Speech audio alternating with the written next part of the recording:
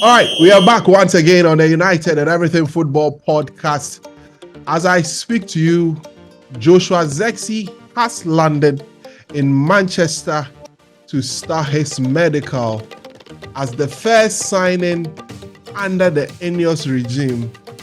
The sporting structure is set and complete, like I've been telling you. The new players are coming in, and it looks as if Zirkzee is going to be the first player. Fabrizio Romano hit us with his "Here we go" not too long ago, so we have our first signing. I'm here with Kwame Chubu, and today the first guest who joined us on this podcast has made a return. Yao Ofosula Kawawa. My bro, it's good to have you back. Charlie, people say they miss you. I swear, walai. Yeah. You know happy, man. You know? Next season we are back. Next season, next season. Yeah, next season. Yeah, it's good to have you back. It's good to have you back. Charlie, thank you guys so much. But you guys, you're doing a really good job, Charlie.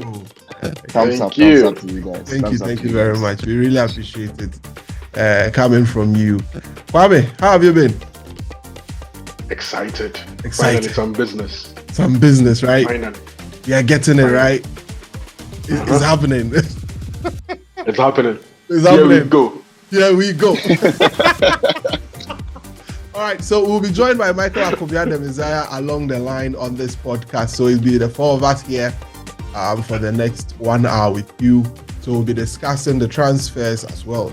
It's going to feature throughout so the transfer window closes. So we'll be discussing that because we have a lot of business to do. We have a tape to share with you on Dan Ashworth, who is the sporting director of the club. And he shared some ways as to how he goes about transfers. We would share some insights with you on that. Also, we'll be discussing the European Championship. Ruud van Nistelrooy has finally been confirmed as the assistant coach, as well as Rene Hake. Before I go for the break, let me welcome Michael Akobia the Messiah. Akobia, it's great to have you. Yes. It's always good to be here, Pami. Yes. Wonderful. Yes, I know. You know, we want to do one or two intricacies before you come here. I know. Thank you very much. Down before I come. Yes. Anyway, so I'll make a quick turnaround, but before that, please, if you've not subscribed to this channel, take us over the line. We are almost there. If you check the subscriber number, we are almost there. We are close to 1,000 subscribers. So please, if you are watching and you've not subscribed, please remember to hit the subscribe button and hit the notification bell. Please like the video, share your comments, and be with us. Okay, so let me make a quick turnaround. When I come back, we'll get straight into the issues here on United and Everything Football.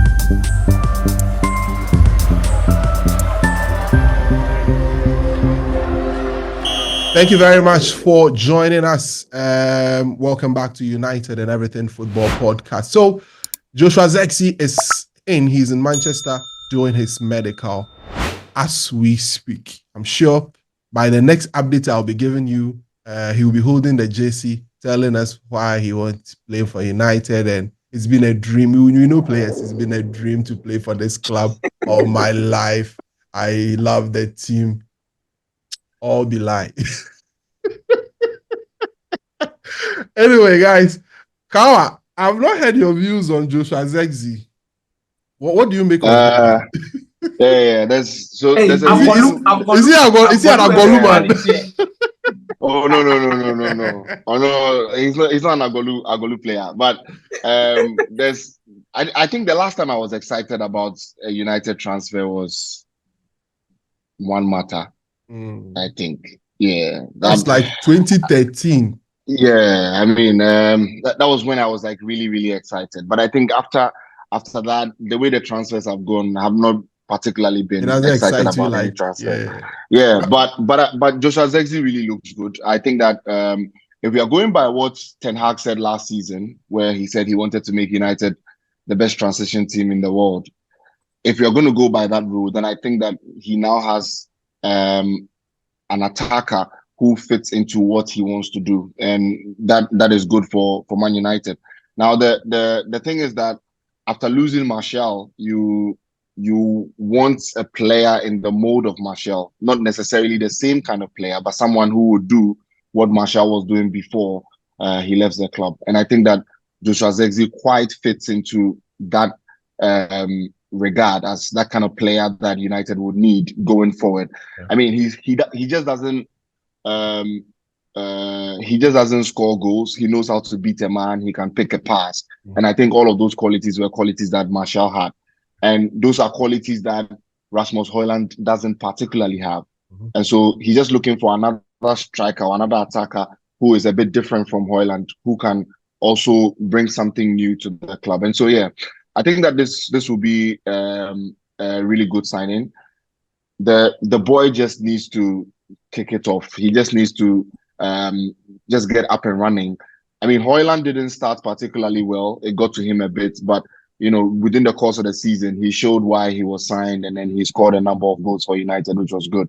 But I really just hope that Zirkzee gets a good start to life at Man United, and then he can kick it off. Well, we'll see how it goes. Joshua Zirkzee coming in. So for those who haven't heard the details of the deal yet, so there's it. He had a release clause of 40 million euro. So what happened is that United had to trigger the clause. However, because of cash flow issues, United had to negotiate the deal separately from the release clause, because activating the release clause meant that we had to pay everything, the 40 million, to them there and there.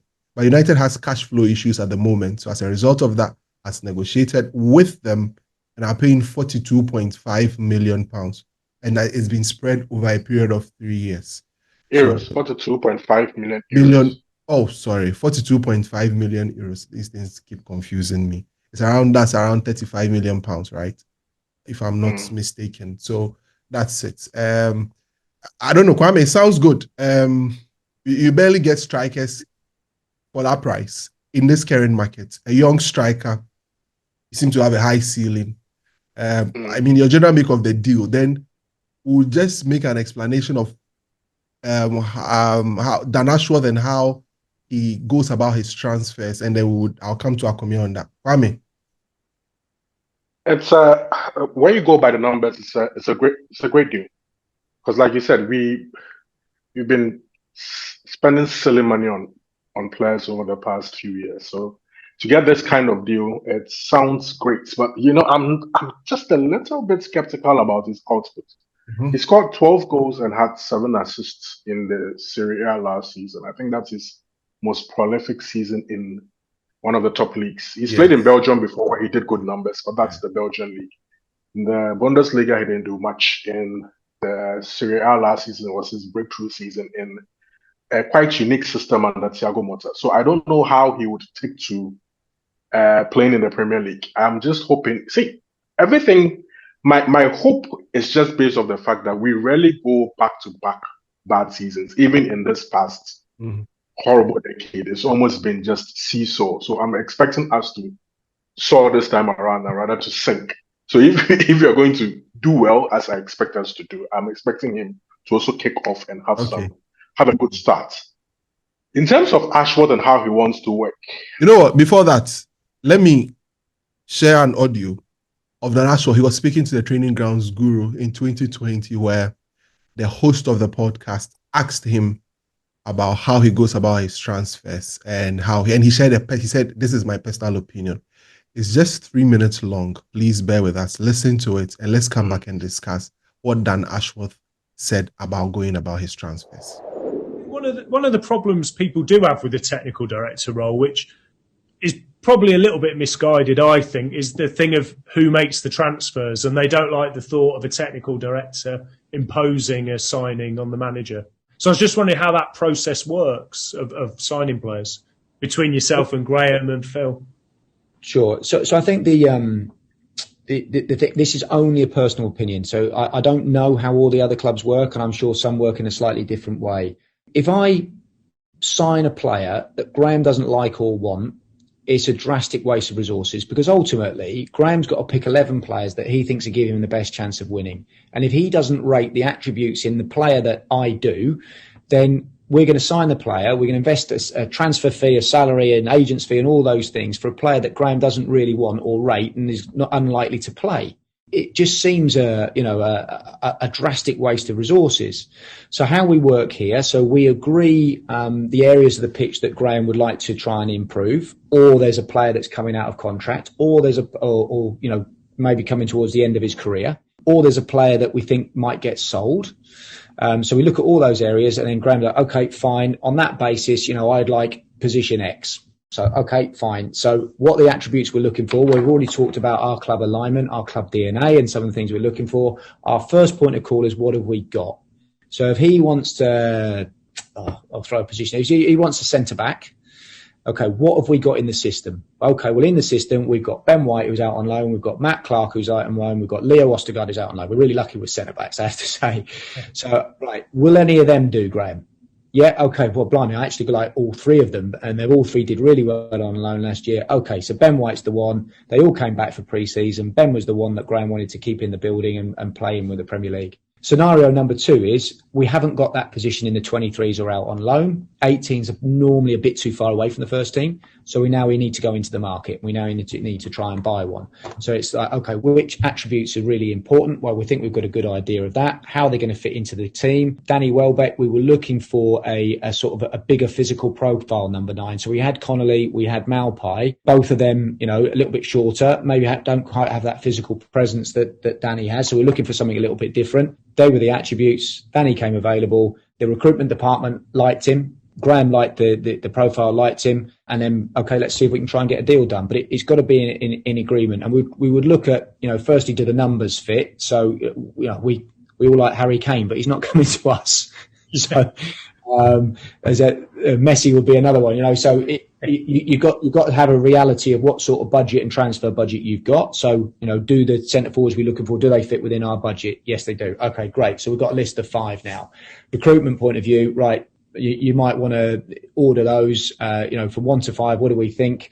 What does it look like? What's the future potential? One might be 19, one might be 31, so all that gets factored in. Okay, Graham, this is what we've got. What do you think? Yeah, okay, I like that one. Don't see that one fitting for how I want to play, Dan. That one, not so much, and yet really like that one as well. So I might like 1 and 4.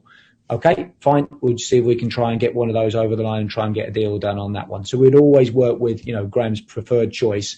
And there's been times, when Graham has said that I'd rather work with what I've got. I don't think any of the 5 on your list are better than what we've got. So I'd rather work with the players that we've got and try and make them better than sign a player just for the sake of it. Right. Oh, that's superb. Thank you. So that's Dan Ashworth telling us about how he goes about his transfers.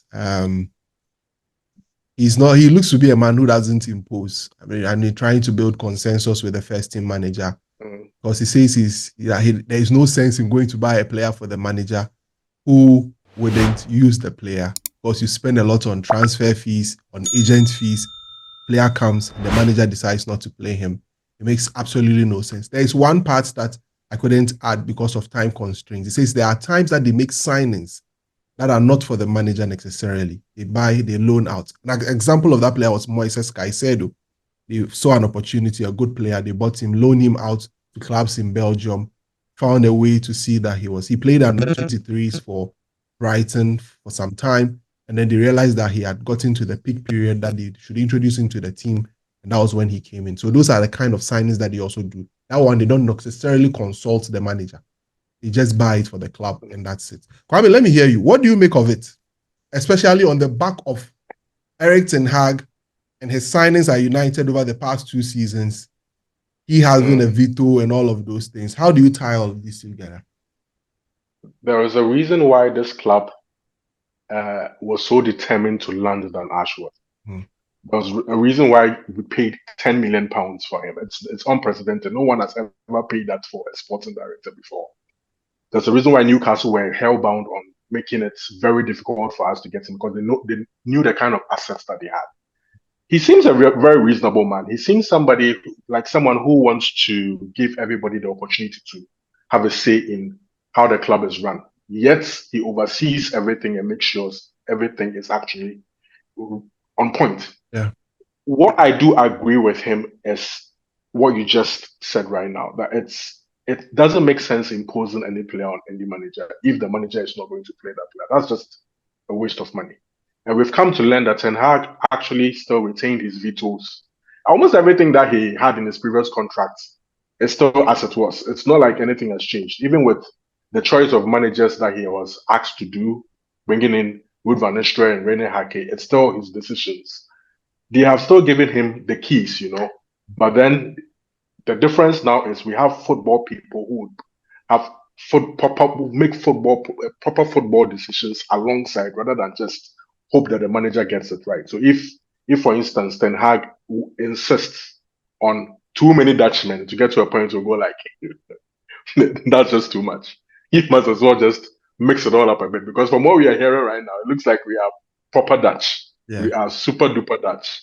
But I'm sure we'll mix it along the way. And in terms of the types of signings, we are into this whole multi-club project right now, where we probably have to sign players who may never even play for Manchester United, but may be bound for other clubs that are under the Ineos brand. So, bringing Ashworth in with this sort of background, bringing Vivel in with this sort of background, all these people with the multi-club thing in mind, seems like, it's bound to work. Seems fantastic on paper. Yeah. Let's just see how it's play out in reality.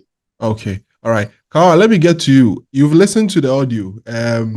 Okay, before I get to you, let me get to Akomia.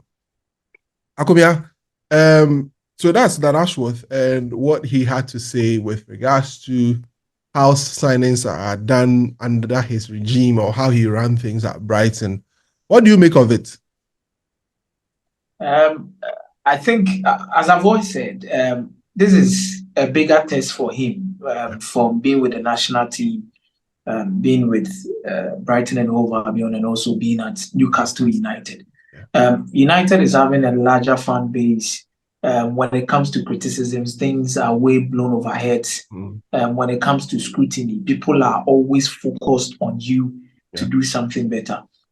In as much as he has a track record of getting in some of the good players for these clubs, this is a different challenge altogether. Because Manchester United, since David Gill and Sir Alex Ferguson left, have been so much poor in the transfer market that we can only paper over the cracks by being overly excited over some signings, which personally, I believe that some of them were bought too early for the project. Some of them too were bought too late for the project. So the timing of some of these players, the kind of managers and the project we wanted to do was not actually clarified for most of the fans to actually see or even understand. So this is a time where the club wants to go according to a certain structure, a certain plan, and a certain process to get where they want to get to. So realistically, if things are going to be that way, that means the transfer market and everything we are going to do should be in tune to what we want to do. No matter who is the manager at the club. Managers will always have their choices. Managers will always have the players that they want. But it is to the sporting director's duty to put things on board with the technical director and the head of recruitment to suggest. That is why I was so happy with the acquisition of Christopher Vivel. Because he has been in such a situation before where they've done a good job at Leipzig. He saw how Chelsea was disorganized at some point in time where he had to leave. So you look at these structures, they will sit down, present names. I want player A, I want player B, I want player C. All of them have the same characteristics. All of them have the same maybe quality. Then we choose. According to attitude, this one is going to be better for us. So it's a moment of deliberations and let me say thinking, deep thoughts to understand who is going to fit within the model according to this particular set of players with value. If you are buying this player for this said amount, if he performs, how much are we going to sell him? If he doesn't perform, can we sell him for even a price? Because you see Newcastle selling players like Mente for £33 million. And here comes Manchester United. We can't even sell even a bed for £20 million. And see how we are even struggling to even sell a talent like Mason Green for £40 million. But not to catch you, the Newcastle thing, it looks like an inside job about every. I mean, I'm around that. It looks like they're sorting themselves out. Because there's no way Omari Kellyman will cost 19 million or 20 million pounds. you would understand, but there are other several examples like Trafford, the goalkeeper for Manchester City who left to Burnley. Yeah. You look at the amount that Burnley had to pay for him. There have been several instances of even Chelsea are selling players for high amount of money. But I get your point. Generally, we've not sold well. That's it. We've not sold well at all. Yeah. At all. So we need to have a really good decision-making body that could really help. And I think Dan Ashworth will be assessed by those things. Will be assessed by how quick we do our deals, and will be assessed by the kind of talent we bring into the club to help Erik ten Hag. All right. Now, the club is fully in tune with Erik ten Hag. They are with his process. They are supporting him. They are doing everything for him. And here lies the case that anything can happen. So if you decide to sack him today or tomorrow, are we continuing with the same kind of structures and the play and the process we are trying to do? If it doesn't happen that way, I think he has already failed. Okay, that's a good one. Kawa, Erik ten Hag said that in his first interview, said that he was very, very happy with the new structure that is in place. I mean, you could see he was all smiles and all of that. But you've listened to Dan Ashworth. I mean, what's your general impression about how he conducts his business and how he's likely to impose that at Man United? Well, I think that he's a smart man. That's the first thing that I think that we just need to establish, that he's a smart man. From the job he has done at Newcastle and the job he has done at Brighton, he should just tell you that he knows what he's about. And I think it is that level of work that United wants at the club now, and it's the reason why they brought him in. And I think what he said that was quite exciting for me was that it's of no use signing anybody that a coach would not use. And so, that means that there will be deliberations with a coach to know that, oh, this guy is good for my team, that guy is good for my team, whatever. And then we can move forward with it. And I think that with that, it could go either way. Whether it goes well or it goes bad, it would depend on who are trying to agree on which player to bring. And I'm saying it could go well or it could go bad because this was the same structure at Ajax somewhere in the early 2000s when Zlatan Ibrahimovic was coming up at the time at Ajax. And I mean, when I read Ibrahimovic's autobiography, there were issues because he said that Louis van Gaal was sporting director, there was Cole Adriaans, and then there was Marco van Basten, who was also there as one of the technical heads. And so these were three very prominent people. And then there was also Dick Advocaat as well. Yeah. So there were four of them. And all of these guys were people who know football, people who want to be engaged in the day-to-day running of the club, and also want to be part of, technical stuff that's happening on the pitch. So, for instance, Zlatan says that at the time, the coach asked him to get involved in the play. I mean, kind of like come back, try to get a pass and all of that. And then he said one time after training, Van Basten saw him and said, all of that is not necessary. Just stand there and wait for the ball and score when the ball comes to you. And that means that, Van Basten and the coach were in a bit of a disagreement with just how they were supposed to handle Zlatan at the time. And Zlatan says that it was a bit of a problem at the time because everybody felt like they knew more than the other. And so there were a few disagreements, and then the players were not understanding each other and all of that. I hope that doesn't happen at United. I know that right now, everybody's duties have been spelled out, and I just want that to be very clear so that everybody knows that this is my job. When it comes to the job on the pitch, the coach does that. When it comes to transfers, I have to do that, but I have to do that in consultation with the coach. And that's why I'm saying that bit that he said was my biggest takeaway, because you can buy somebody, but if the coach doesn't like him, then it means that the club has lost so much money, and then the player just sits on the bench and rots away. So that is one of the very good things that I see, that it could be coming at United, where these two figureheads, one in the transfer room and then the other on the technical bench, would come together and say, let us all put our Arsenal in this box and then try to get this guy because we feel this guy can help our team. And so, yeah, I just hope that we are going to make the right decisions from now. It's looking increasingly likely that, we are bringing in some really good players from what we've heard. I mean, it's not just Zirkzee. We've heard some names that are also coming in. And I think that ideally it will make for United to look really good again. But what I really want to see, and all of this will not matter if the results don't come. And so what I really want to see is how these guys just kick it off. But from the initial stages and what we are seeing now, I think that it's particularly satisfying. Looks positive. Yeah. So that's how it looks very, very positive from that angle. Kobbie, let's tie this into it. Ruud van Nistelrooy is confirmed today himself and Rene Hake. It's also confirmed that Mitchell van der Gaag is out of the club, and also Benny McCarthy has also. So it's 2 in, 2 out. Darren Fletcher is also still in the ranks, and then they have given senior man a senior. Yeah, they were always senior man McLaren, Steve McLaren.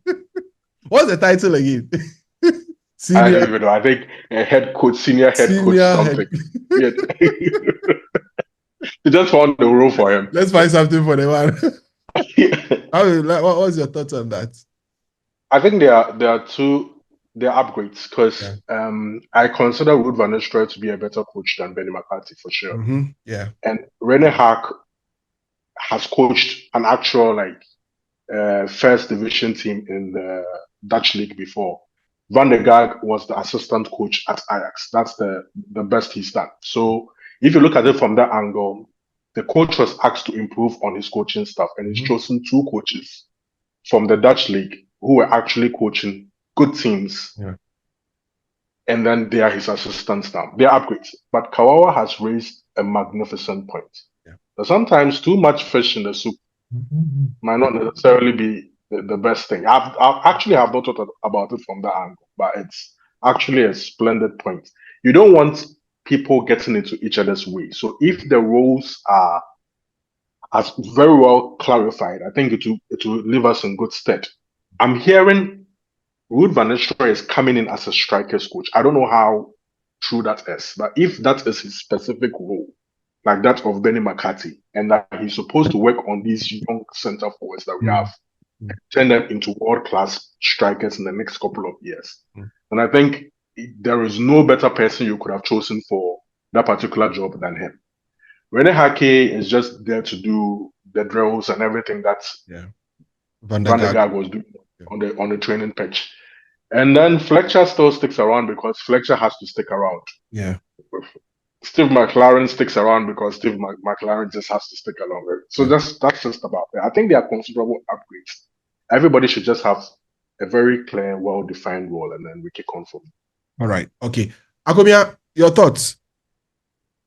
Kwame, I think with the coaching appointments, if you have Darren Fletcher still in the team, I think he has been with the team for quite some time now, even when Ole Gunnar Solskjaer was around. Yeah. And he's probably a link between the academy and the senior team.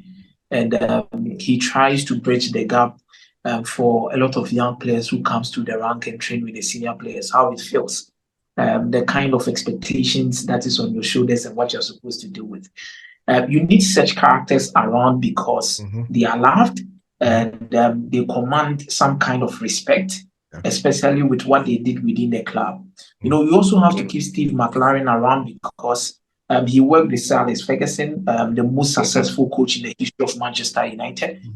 You need that kind of person within your dressing room for that kind of thinking when it comes to experience and helping you solve 1 or 2 matters at the end of the day.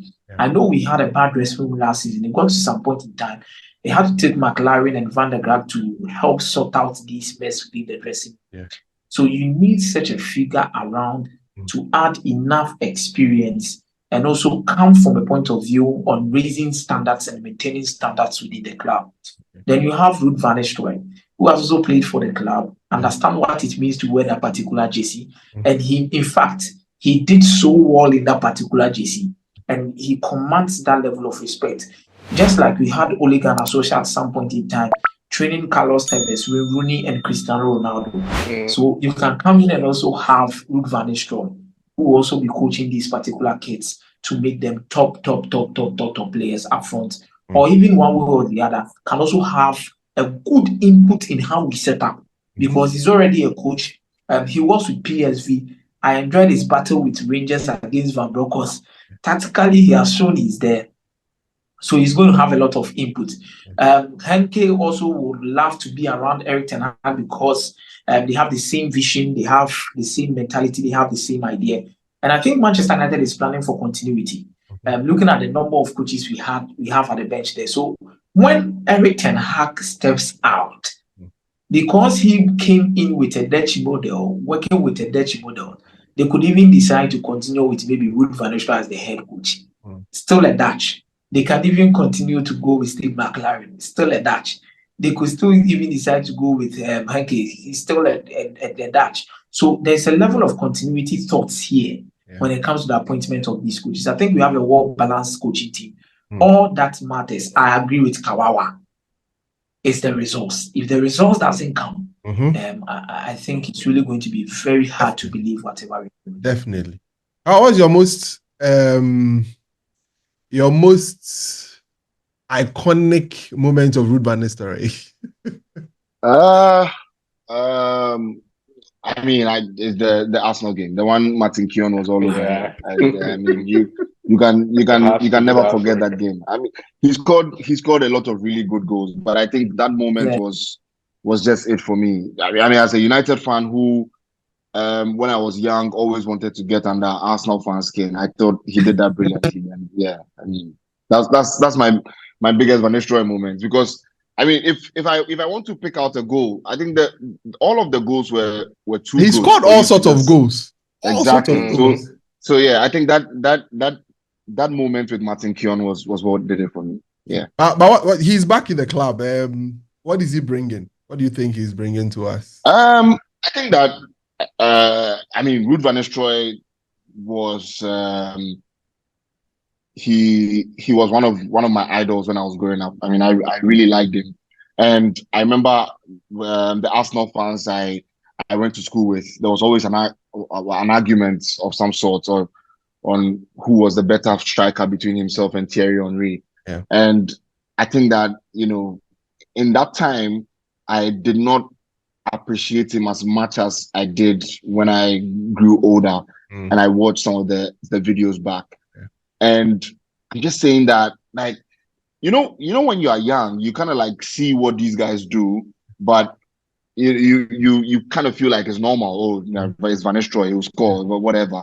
But when you get a better appreciation of what he was doing at the time, and look at the time that he was at United and the number of goals that he scored, you don't even get that now with strikers. Yes. And then he did that at that time in the early 2000s. It should just tell you that, you know, he was brilliant. And I think that if he brings just a little bit of that brilliance into Man United, we should see some really good stuff. And the thing for me is that I don't just want him to work on the strikers, maybe Zirkzee and Højlund. I actually want him to work on Scott McTominay, because I honestly feel like McTominay has a good finish in his boots somewhere. He just knows how to finish when he's in the right position. And so maybe he should be taught something small about how he can also get goals for United. Because look, some of the finishes that he gave us last season, those goals against Brentford in the final minute at Old Trafford when we needed them, you don't see a midfielder, you know, score just from nothing, because the ball just gets to him and then it was instinctive. Yeah. So I'm thinking that Van Nistelrooy takes some of these guys also through some of the routines and all of that. But I think that the Van Nistelrooy signing is what is exciting for me more than, you know, even the structure, the club and all of that. I think that bringing Van Nistelrooy in excites me a lot. And I really want him to work his magic on the young strikers, especially Højlund, because last season I was very critical about Højlund in certain games, because I felt like if he was making the right runs, if he was, you know, running and stopping at a certain point, he would have been in a better position to score certain goals. And he could have even scored more than the 16 he scored. So I think that if he's able to work that magic on him, then we will have something good, because we have Bruno Fernandes. Bruno Fernandes would always pick out a good pass, but who is the guy getting to the end of that pass and finishing? And that is where Van Nistelrooy comes in to try to iron out the edges. Well, Ruud van Nistelrooy, very happy to see him back. I mean, within our age range growing up, he was almost everyone's favorite striker. Kobbie Mainoo says that anyone who talks against Van Nistelrooy will have him to contend with. That's a very interesting one. So that's Ruud van Nistelrooy, Rene, Hake. They have all been confirmed as the new assistant coaches of Manchester United. Kwame, let me end with you on this before I go for another quick break in 2 minutes. So the team is back in training. A quick one. Ten Hag was asked which of the young players we should be looking out for. And it looks as if, let me show you this picture. So you see that young man signing his contract. His name is Toby Coyle. 2 years ago, Ten Hag called Kobbie Mainoo and spoke to him after winning the cup. Last year, and just this ended the FA Cup, Ten Hag has called Toby Coyle in there after the FA Cup and gave him a talk. Kwame, is that the sign? He doesn't even hide it. He doesn't even hide it. See, the kid just signed a long-term contract just this evening. Yes. A new 5-year contract. And you know something? All the kids are signing new contracts. They were not. The coach was not there, but for this particular guy alone, he was there. He's handpicked another one. It's going to be him. There are lots of people who are making noise about Harry Amas, but then I always say to them that last year we had a left back crisis, and at any point he could have called a kid from the under-18s or under-21s and given him a goal, but then he just doesn't think he's up to it. I don't believe he will be the breakthrough star as many people predict. I think it's going to be this kid. He's handpicked him. He's a hybrid 6 and 8 kind of. Yes. I think he's a left-footed midfielder. Left-footed as well, unique in that sense. Left-footed. He's got a good height to him, good physique. Yeah, he's good on the ball. If anybody has watched any of his academy games or academy clips, he's quite good on the ball, and I think he's the next to be molded to be the next thing in midfield. We are looking to sign only one midfielder in place of Casemiro. So it tells you that there is going to. It's going to be him. It's definitely going to be 100% good. See, that's at least I feel like we're getting some clarity here with Ineos and then their pursuits. Yeah. They seem to know exactly what they want and are making very clear, good attempts to get those targets. Anyway, anyhow, the numbers should work for them to get the targets in, and it's refreshing to see. Okay. So I think Collier is going to get his opportunities in midfield. He's going to be that. Many people haven't heard about him. Yeah. But then, just like Kobbie Mainoo wasn't a household name about 10 months ago. People will know who this kid is. We'll come back to talk about Kobbie Mainoo when I come back from this break. When I come back, I'll ask Akomia and Yaofusu about the next star we should be watching from the academy after Erik ten Hag spoke about that particular situation during his first interview with the club. So let me make a quick turnaround. When I come back, I'll ask Akomia and Yaofusu about their thoughts on the next big star to come from Man United. We'll be right back after this. Okay, so we are back once again here on United and Everything Football Podcast. So Kwame just spoke about the breakthrough guy that he's looking at. Akomia, which of the players is catching your eye? The young players. After Erik ten Hag said that Garnacho came in, Mainoo came in. Which of them is catching your eye? I think we've spoken a lot about Quella, but I think Shane Lassie, that guy. He's injured. I know he's injured. We started with Kobbie Mainoo during the preseason and he got injured. I was good point about what could happen. Yeah. He came back strongly from playing against Egan in the Youth UEFA Champions League to becoming a starter for the England national team at the semi-final of the Euros. It's incredible. You actually don't know what is going to happen within the next few months, but I believe that guy is also the Lassie, and I think I'll tip him because he had been training with the senior team for quite some time now. And he gets injured, goes back, comes back. The moment he returns from injury, he's still training with the senior team before he plays for the junior team in various matches that he's played last season. Well, I think he's the one to look out for. Kawa, who are you looking at? I mean, in all honesty, I've not seen a lot of that. A lot of them. Football, so carried success. No, but I think that what happens at United is it's incredible. I think the last time when I was listening to Kobbie Mainoo, he said that the Marcus Rashford integration story helped him a lot in also trying to build himself up and get ready for the first team. And I think the record for Manchester United and academy players goes all the way back to the 1930s, which means that since the 1930s, we've always had an academy player in the starting 11, which is an incredible thing. And I mean, it's unprecedented, really. And so I'm looking to see who would come in next, who the next batch would be. In recent times, I've not particularly paid attention to the academy, but I just hope that, or I know that the next person who's going to come in would also bring something different to the academy. But like Kwame was saying, the left back role, I think one of the full back roles should be something we need to look at the academy for, because I mean, Dalo, Bissaka, if we can get an academy boy as a right back who can also debutize these guys and get in some performances, maybe one or two, I think that would be cool. Because if you look across the field, it looks like every position is filled. Has an academy player. Yeah. I think a right back, the one that I can think of is Habib Oguneye. He sat on the bench for a few of the games that we were struggling last season with. How do you call it?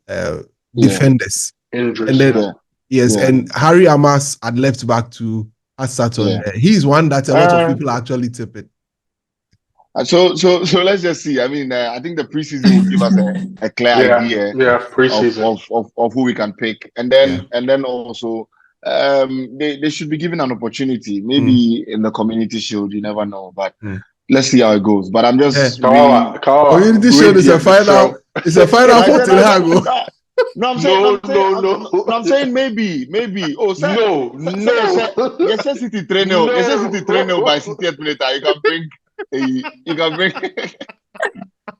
It's no joking matter in the Community Shield.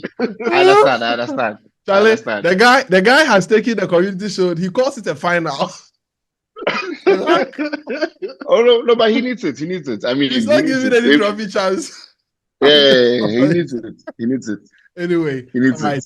But guys, let's switch quickly to the European Championship. Let's stay. We have some players, and the Copa America. We have some players in there who are likely to win trophies. Actually, we have 4. It's possible. We are not one of the teams that has a player that is certain to win a trophy. All our players cannot win a trophy at all. Yes, you have clubs like Chelsea that have players at both sides, so they can come in there. Real Madrid have players at both sides. I think City has players at both sides. But United, all of our players are at one side. So Kobbie Mainoo, Luke Shaw, England, but no one in Spain.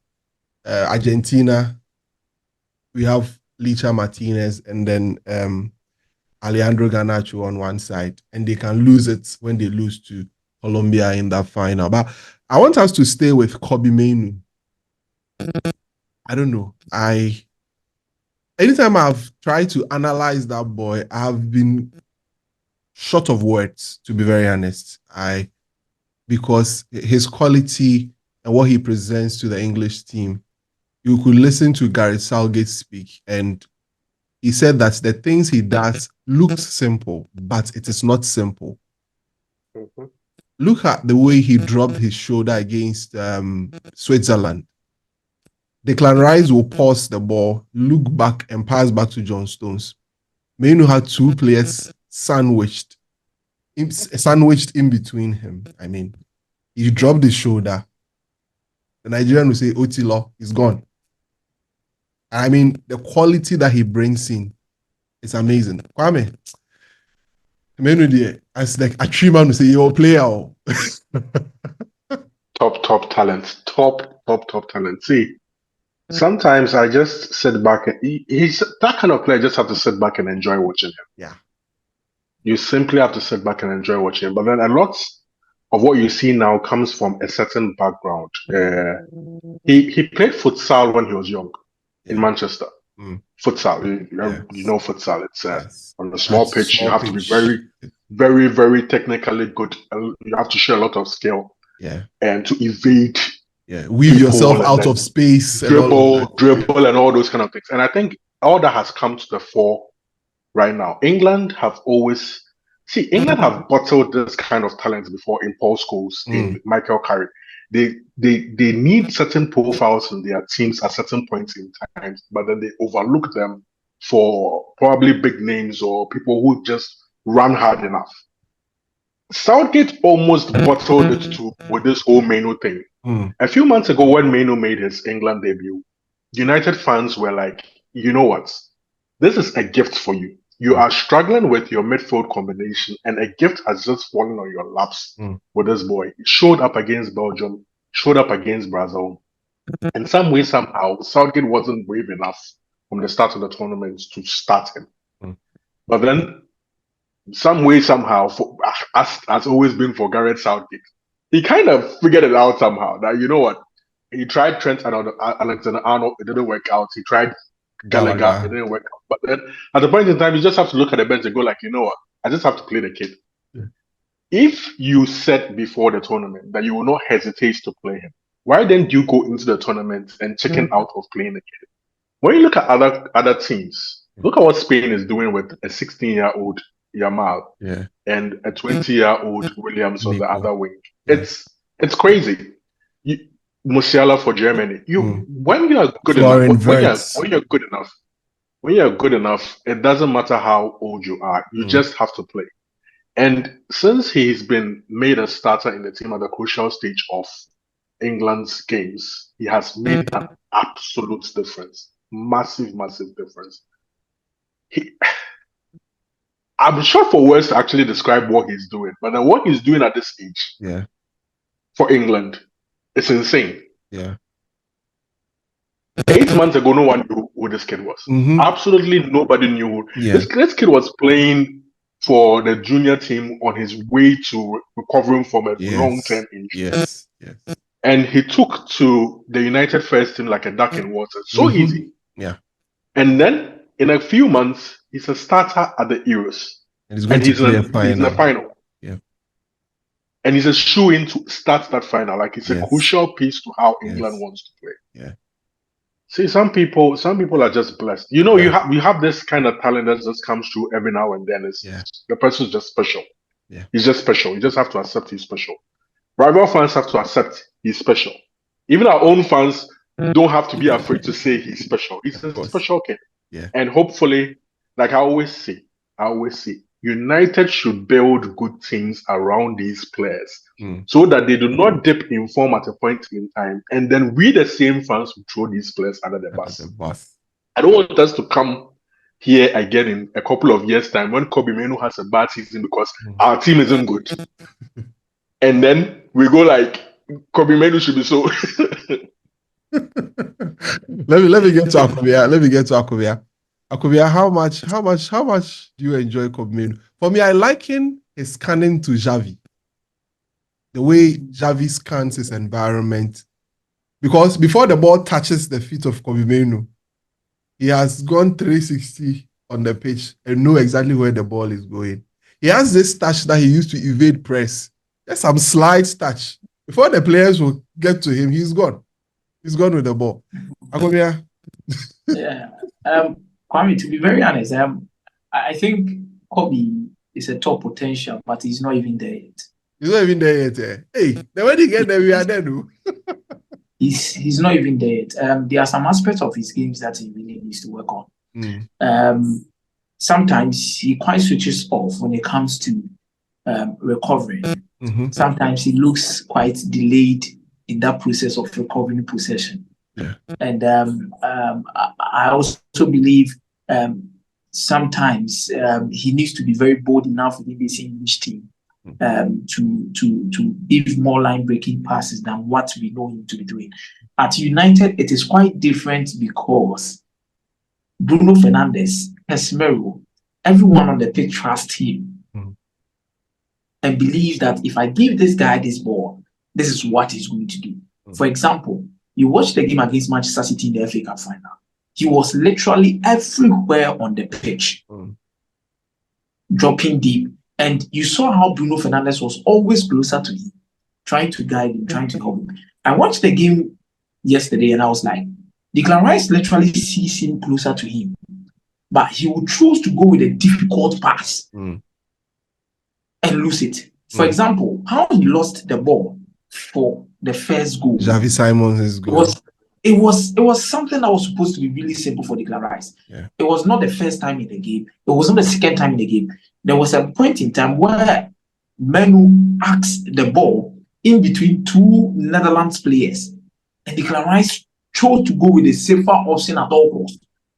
And I asked myself, no, when you build around this guy, that is when the team becomes dangerous in transitions and attack. And even when you are in possession and you involve him so much, that is when you have a level of purpose in what you are building to score or in the process of scoring.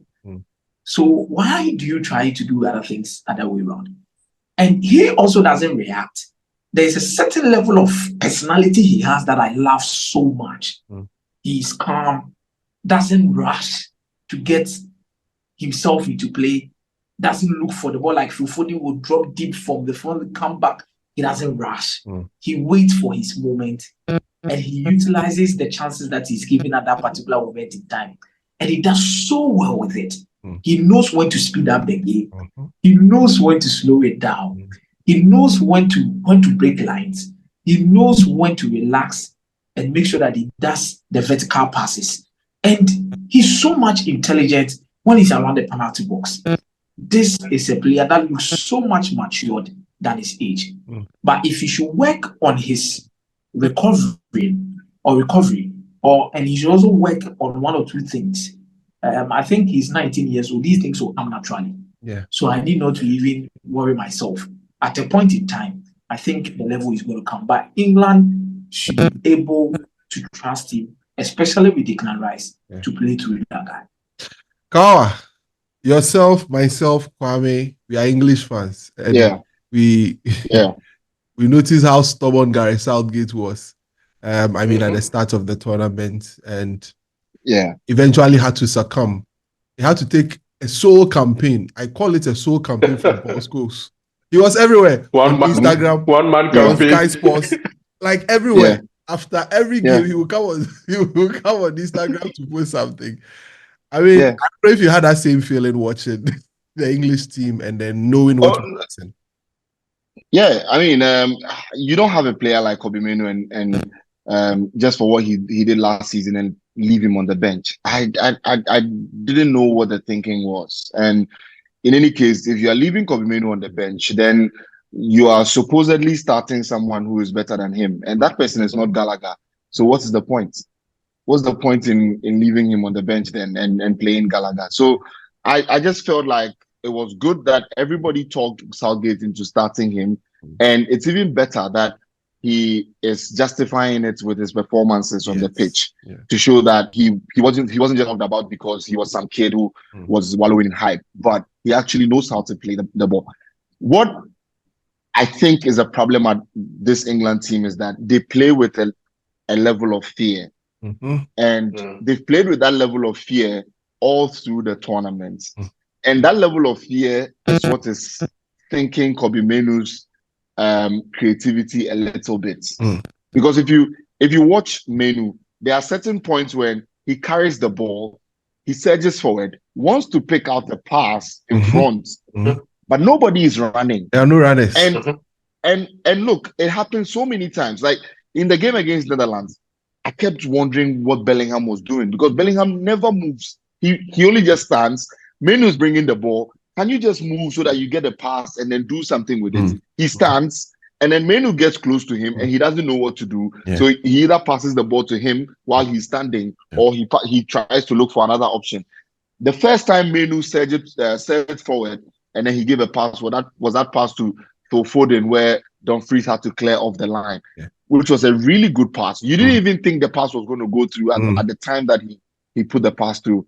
So I think that if England are able to tear themselves away from that level of fear, that would also help Mainoo, because look, Mainoo is still a young boy. If Declan Rice, Bellingham, Foden, if all of them are not playing with a certain level of belief in themselves, I don't think Mainoo would be that guy who would step up. This is his first ever tournament. He's still very young.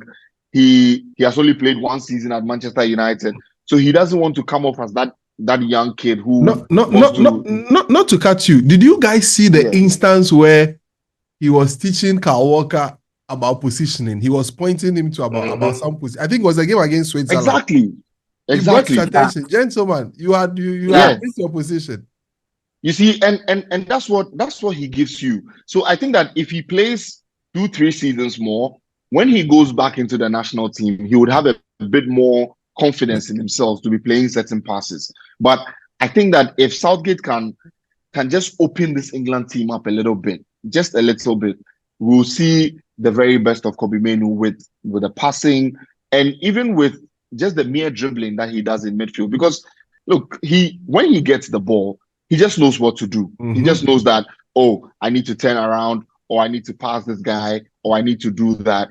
And you rarely get midfielders who know what to do in those instances when even the ball hasn't got into them. And I'm just going to bring another example. The last time I was watching an Arsene Wenger clip where he was saying that defenders, midfielders, and attackers have a certain amount of time where they can receive the ball and know what to do with the pass. Now, he was saying that with defenders, they have more than a second to think before they make that pass. With midfielders, it is just about 30 milliseconds for them to think. And every time you see Kobbie Mainoo getting the ball, you know, he knows he doesn't have time to stand and think about what he wants to do next. And I think that sometimes that has been Declan Rice's bane, because and I don't even blame Declan Rice, because this guy was a centre back before he was made a midfielder. So in his mind, he still has defense all in his mind, and that's the reason why he breaks play a lot of time. But he doesn't know what to do with the ball next when he's broken the play, because the recovery time and how much he has to think before he releases the pass, it's not there as quick as it would be with another midfielder who has been playing that role for a longer time. And then, you know, Wenger also said that for strikers, it's just about 5 milliseconds. You don't have enough time to make a decision.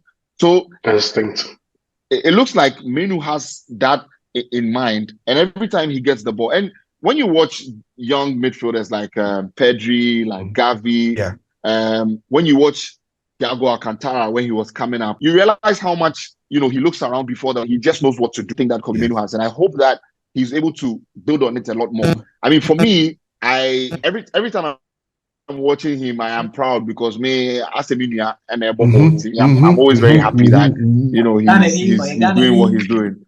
So yeah, exactly. So me, I'm very happy about what I'm seeing. Did you guys say? Did the two of you say England lack like a runner? You know, I'm wondering. They could have done with a certain player, you know, a certain runner. Anyway, but you see that the argument now is that they've been able to make it to the final anyway without him. So shit house their way to the final.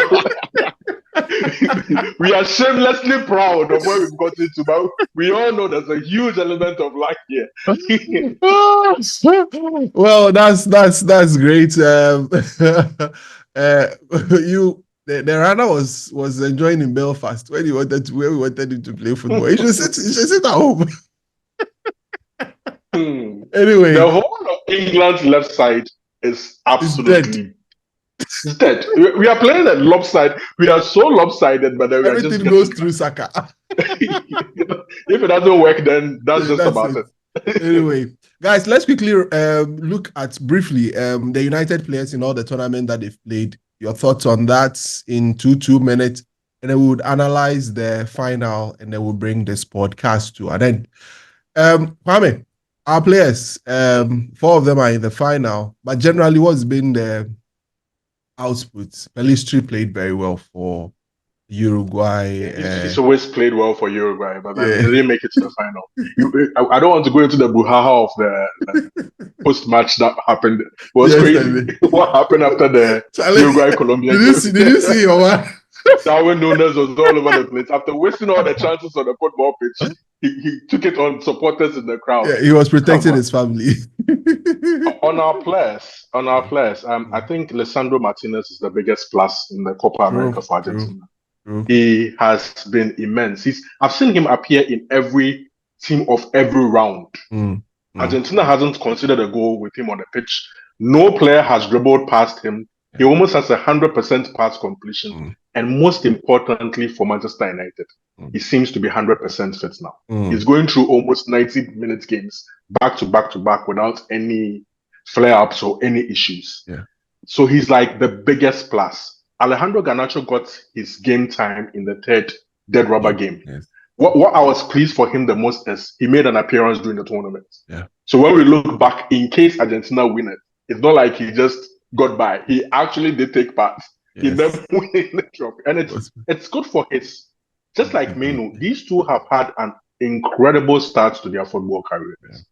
They started off at Manchester United winning laurels in their from youth teams to the main team, and now they're on the verge of winning major trophies for their countries at the age of 19, 20. It's an incredible start considering all the horrible things that have been going on with Manchester United over the past decade. You know the good side too.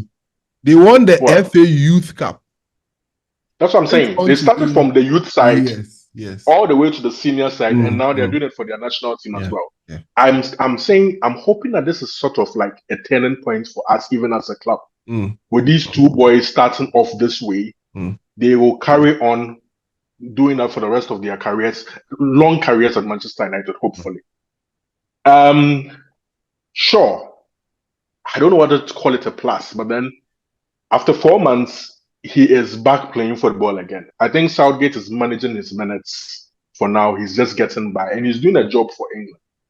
But Luke Shaw, we have to finally accept that Luke Shaw, this can't continue. Like, we can't rely on someone, irrespective of all the experience and everything that he has, to get by for us as a football club. We have to look at that left back position again. If Malacia is, I don't know what's wrong with Malacia. If he's not going to be fit this season, we have to buy a left back going forward. But then, fingers crossed for both of them. I don't support Argentina. I don't like Argentina. But then for their favorites anyway going into this.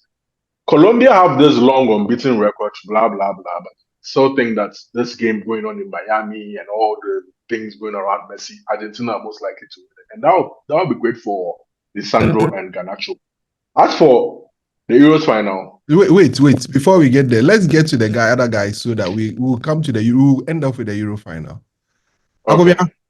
So there are players. Yes, quickly. Yes, Kwame, we have just 10 minutes to go. Quick. Yes. Lisandro Martinez, I'll give him 8.5 over 10. Consistent, strong, decisive in some games for Argentina.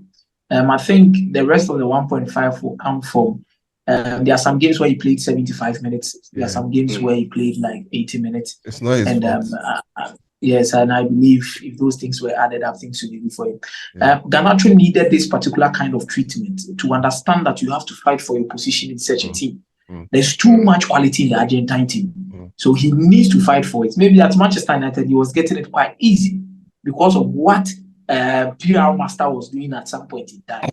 And next season, the way PR Master is coming back, Rashford will need to do Garnacho will need to do a lot of work. If Ahmad should also continue with what we saw, then Garnacho is in for this one particular dress rehearsal for him before he comes into the season, because it's not going to be very easy in the season with the kind of competitive environment you want to create at the club.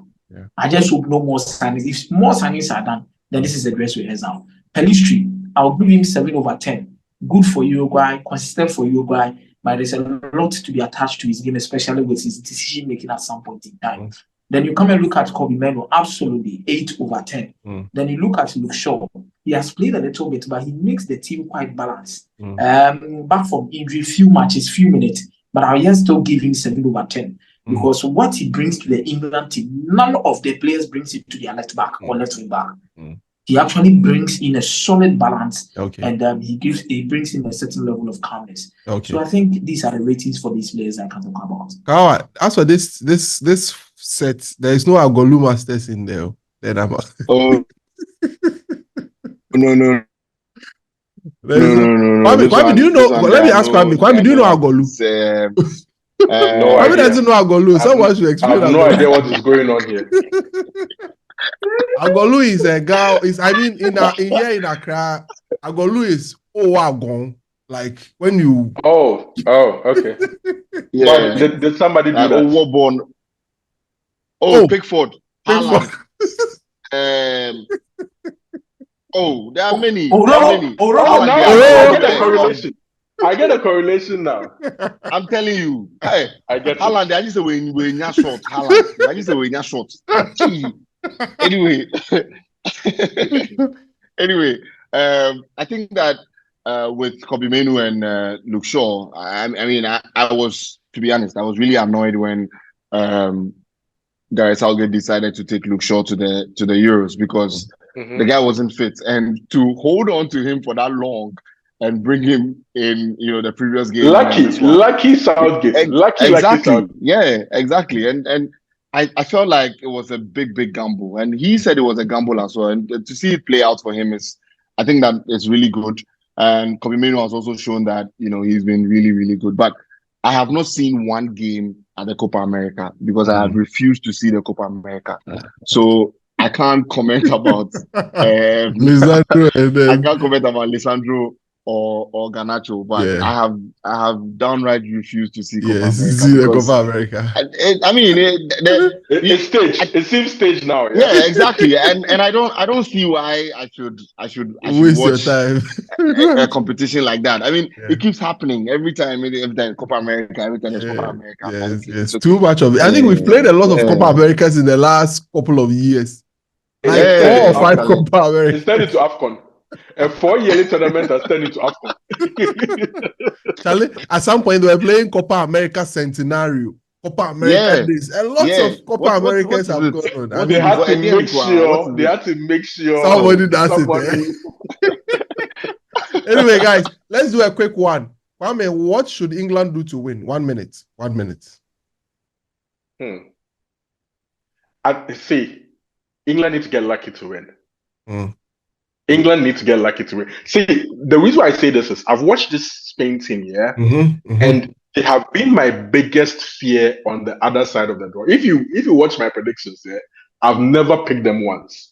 Up until the semi-final when I finally given up and said, you know what, this team is going to the final. Like, it's inevitable. I've been hating on them from the first game up until this point because they are the one team that I don't think this England team has solutions to. And unfortunately, they seem to be the team that England need to get past to the Holy Grail. I just think England need a huge slice of luck because England will be on the back foot for most of the game.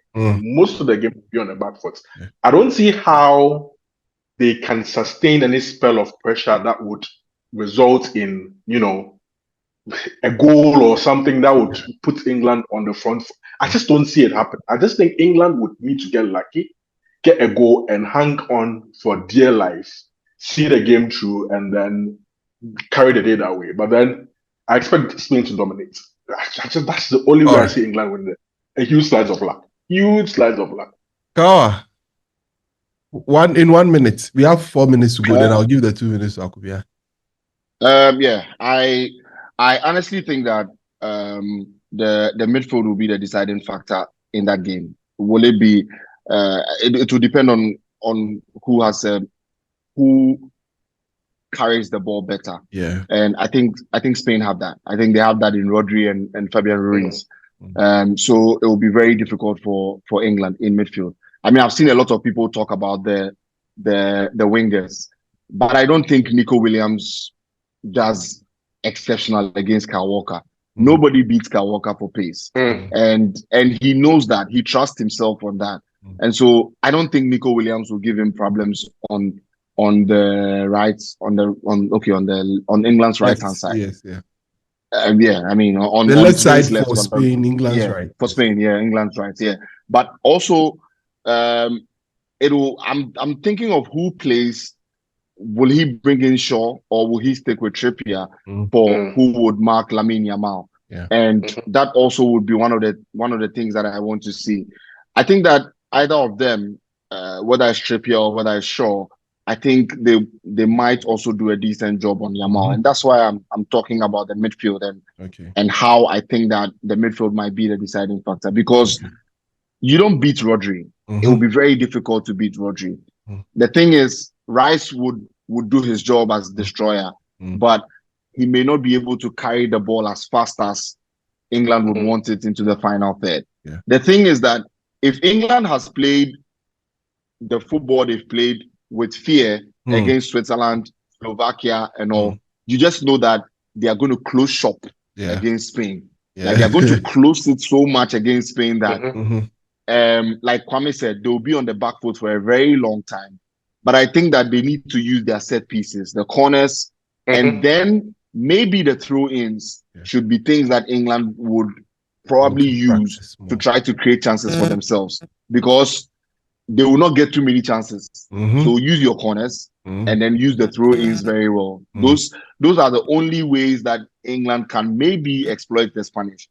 But I think that Spain have the upper hand going into the final. I'm looking at my timer and I have 1 minute, 43 seconds. So give me just 1 minute. Quick. Yes. I think England needs Gallagher in this game. Holding or Bellingham, one should go to the bench. Yeah. That's it. They will really need Gallagher in this particular midfield against Spain. Okay. So one player due to the high technical quality in that particular Spanish midfield. He did a very good job on Rodri when they played against Manchester City. Okay. You need that kind of intensity. So one of them should go to the bench, because two of them, they've actually had no impact on the English team consistently at this tournament. So I believe Gallagher should be the missing piece in this contest if they want to have a chance. All right, so that's it. We wish England and Spain the best of luck. I'm an English fan. Kwame is an English fan. Kawa is an English fan. I don't know Akumia. He's still. Akumia should tell us who is winning. Who is winning? Who is winning? Quickly. I think I'm with you guys. England. Oh, thank you. All the best. Thank you very much for joining us on the podcast. Thank you, Kwame. Thank you, Kawa. Big ups to you guys, and see you on the next one. United Today follows after this podcast. Have a great time. Bye-bye.